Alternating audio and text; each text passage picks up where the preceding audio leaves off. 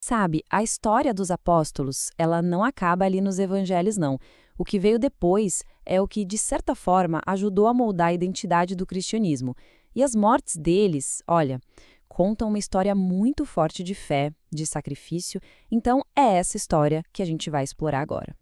Então a pergunta que fica é essa, né? Os evangelhos mostram como eles viveram. Ok, mas e como eles morreram? Pois é, essa pergunta leva a gente para um caminho que vai bem além do que está escrito na Bíblia, sabe? A gente mergulha em séculos e séculos de tradição. E as respostas, elas revelam uma história impressionante sobre o verdadeiro preço da convicção. Olha só o nosso roteiro. A gente vai começar vendo o que aconteceu com os apóstolos em geral. Depois, vamos focar num padrão bem marcante de martírio.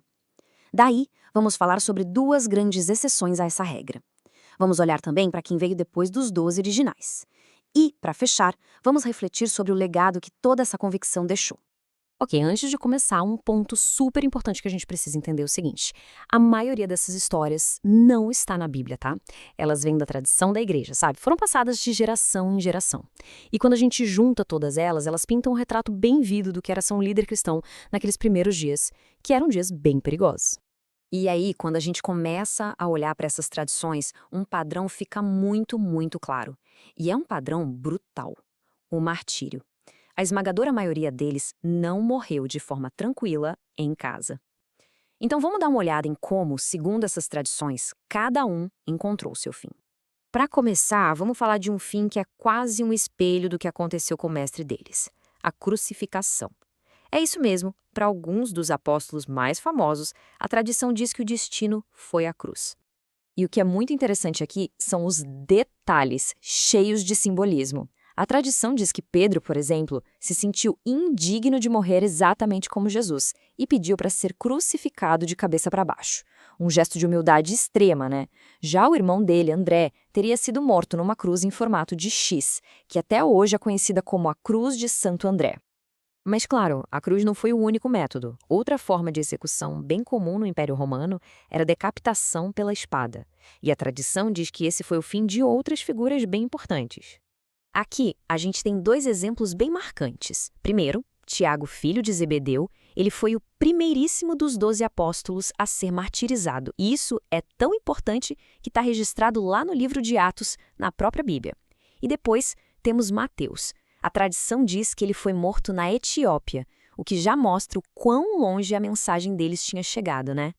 E já que a gente está falando tanto essa palavra, vale a pena parar um segundinho para definir, né? O que é um mártir? Bom, de forma bem simples, é uma pessoa que morre por causa daquilo que acredita. E essa ideia, nossa, ela se tornou absolutamente central para a identidade da igreja naqueles primeiros séculos.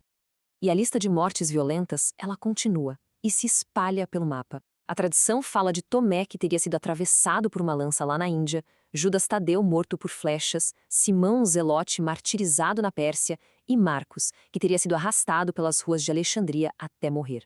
O que essas histórias mostram é que o perigo não estava num lugar só, era em todo lugar. Agora, é preciso ser honesto aqui. Nem todos os relatos batem 100%, sabe? Para alguns apóstolos, a tradição oral e os textos mais antigos acabaram deixando para a gente versões diferentes, às vezes até conflitantes, sobre como eles morreram. O caso de Bartolomeu, que também era chamado de Natanael, é um exemplo perfeito disso. Olha só, uma tradição diz que ele foi amarrado num saco e jogado no mar. Outra, completamente diferente, diz que ele foi esfolado vivo. As duas são brutais, mas mostram como as histórias podiam mudar dependendo da região onde eram contadas. Só que, no meio de todo esse padrão de violência e martírio, surgem duas grandes, enormes exceções. Duas histórias que quebram totalmente essa regra. A primeira grande exceção é João, o discípulo amado. Apesar de toda a perseguição, de ter sido exilado na ilha de Patmos, a tradição é praticamente unânime: ele foi o único dos 12 apóstolos originais a morrer de causas naturais, já bem velhinho, com quase 100 anos. A sobrevivência dele é algo tão impressionante quanto o martírio de todos os outros. E a segunda exceção, claro, é a de Judas Iscariotes. A história dele não tem nada a ver com martírio por fé. É uma história de tragédia. Ele não foi executado por ninguém. Segundo o relato bíblico, depois de trair Jesus, ele foi consumido pela culpa e acabou tirando a própria vida. Mas não pense que essa história de perigo e sacrifício acaba com os 12 apóstolos originais. De jeito nenhum. A geração seguinte de líderes da igreja enfrentou exatamente os mesmos riscos. Isso só prova que estar na liderança desse movimento era, basicamente, viver sob uma ameaça constante. E aqui a gente tem uma conexão que é, sinceramente, fascinante. Estevão é conhecido como o primeiro mártir cristão da história. E sabe quem estava lá, presente, aprovando a morte dele? Um homem chamado Saulo, que mais tarde se tornaria o apóstolo Paulo. É uma das maiores reviravoltas que se pode imaginar. O perseguidor se torna o perseguido, e Paulo, no fim, também acabou sendo martirizado, decapitado lá em Roma. E a lista continua, viu? Lucas, o médico que, segundo a tradição, foi enforcado. Matias, que foi escolhido para substituir Judas, apedrejado e decapitado. Barnabé, companheiro de Paulo em tantas viagens, apedrejado. Todas essas tradições só reforçam aquela mesma ideia. Ser um líder cristão naqueles tempos era um caminho de altíssimo risco.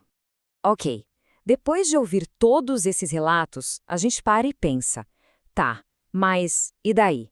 Qual é o significado disso tudo? O que é a força dessas histórias? Não importa se são 100% fato histórico ou tradição, o que elas nos dizem hoje? Tem uma frase muito famosa de um antigo escritor cristão chamado Tertuliano que talvez resuma tudo perfeitamente. Ele disse: "O sangue dos mártires é a semente da igreja." A ideia por trás disso é que para cada pessoa que morria por sua fé, a coragem que ela demonstrava acabava inspirando muitas outras a se converterem. Ou seja, o sofrimento não era o fim, não era uma derrota, era um testemunho que gerava mais crescimento ainda.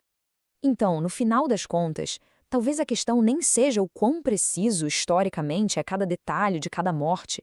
O que realmente importa é o poder que essas histórias têm juntas, como um todo. Elas mostram um nível de convicção tão profundo, mas tão profundo, que pessoas comuns estavam dispostas a enfrentar a morte por aquilo em que acreditavam. E talvez seja exatamente essa convicção, a verdadeira fundação de uma fé que, goste-se ou não, mudou o curso da história.